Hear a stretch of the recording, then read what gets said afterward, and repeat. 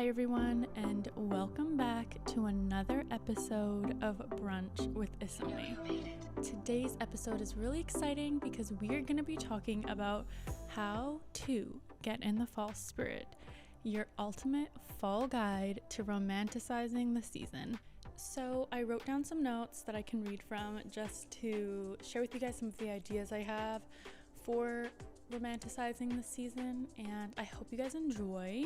Before we jump into this ultimate fall guide, I just wanted to remind you guys that you can watch this podcast on my YouTube channel at Isome. There, it's the exact same podcast, except the people watching on YouTube do have that visual aspect, as well as I do insert photos and videos when I'm explaining things, so they get that extra little bit of content as well. So if you're interested in seeing some of the inspo pics I'm talking about or example videos, make sure you go subscribe to my channel, Isome, and then there's a playlist that says Brunch with Isome, and you can watch the podcast as well as listen to it. Okay, to start, I'm going to talk about my peak of the week. My peak of the week is that it's November, and I'm really excited for the seasonal content, to watch the seasonal content on YouTube and to create the seasonal content on all platforms. During these seasons, it's really fun to see how other people celebrate fall or Christmas or whatever holiday is coming up. And I just like creating those seasonal content for you guys as well. So that is really exciting to me. It's a point in time where everyone's kind of not posting the exact same things, but like their variation or their take and spin on the season and how they like to celebrate it. So I'm really excited for the fall season and putting out content for you guys that represent that. My valley of the week is that the weather is getting colder, and it seems that the cold is going through my house.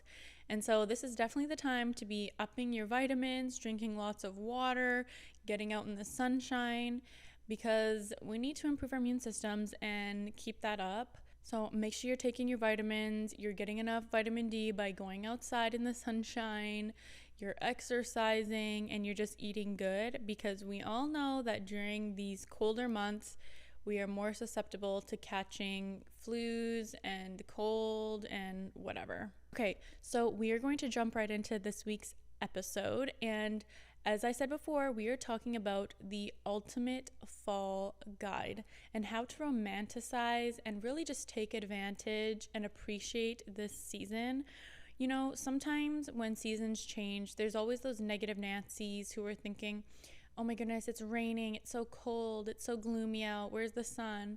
But there's a lot of beauty in each season, and if we just focus on the positive things and by appreciating those positive things, we'll be able to get through these colder months. So I don't know about you guys, but fall and winter are definitely two of my most favorite seasons.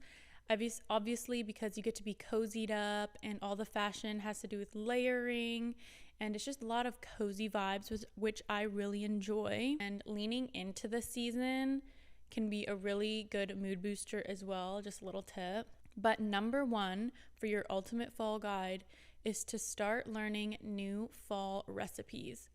One that I love making is this roasted pepper and tomato soup. You can have it with a side of grilled cheese.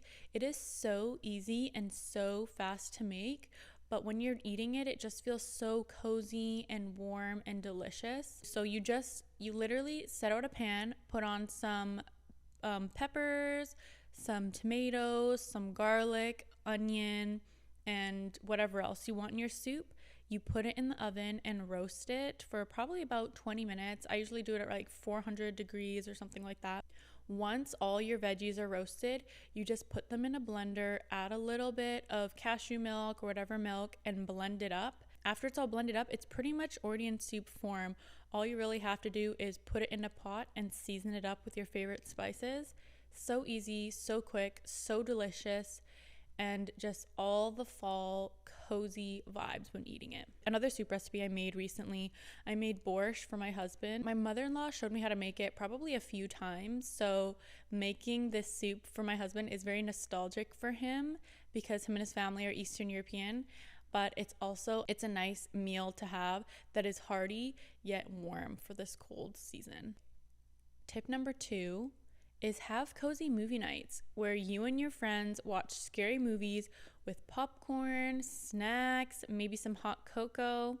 It is so easy and simple to have a cozy night in with your friends this season because I find that less people want to go out as much and they want to just stay in, especially because it's colder. I know Halloween just passed and a lot of people are probably watching horror movies, but if you know me, I'm not a huge horror movie fan, but I find that during these colder months, watching nostalgic shows and movies not only boosts your mood, but it just puts that ambiance of just nostalgia and just comfort, you know?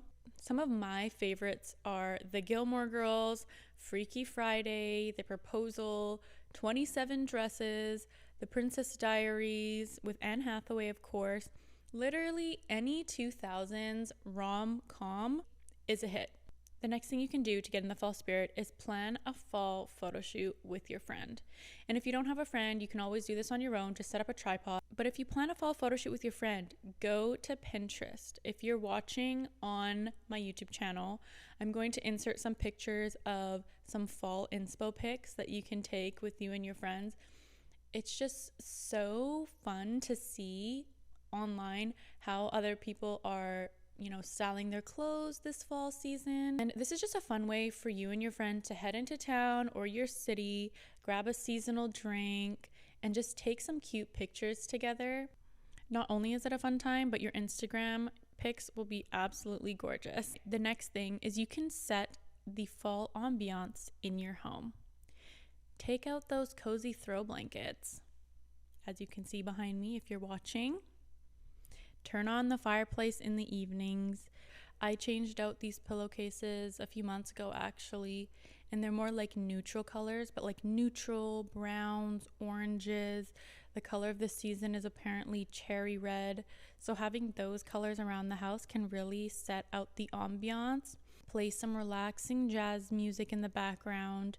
For me, I'm not a huge background music kind of person, especially if I'm just in my living space. Sometimes I just like it quiet and I like to think. But another way you can incorporate this jazz music is by playing it while you're in the shower washing your hair. Another way is you can also get a fall candle out and light it up so your house smells really pumpkin spice or vanilla. One thing that my mom does usually during Christmas is she sets up a simmer pot. And a simmer pot is when you boil some cinnamon sticks, maybe a few pieces of clove, orange slices, and it makes your house smell absolutely divine. It's like you just bake something without baking something because your house smells so good and so warm and so just comforting. There's so many different simmer pot recipes that you can find online, so if that's something you're interested in, definitely check it out. But our go-to is typically bay leaves, cinnamon sticks, cloves, and a few orange slices. Simmer pots are also good if you're not the type of person who really likes lighting candles in their house or their dorm room, or if you're very sensitive to smells or chemicals and it just smells very natural, which I like and my husband likes as well. We will rarely set on a candle just because we know how much chemicals there are in scented things, but every once in a while it's nice. Another thing is to go thrifting for fall decor.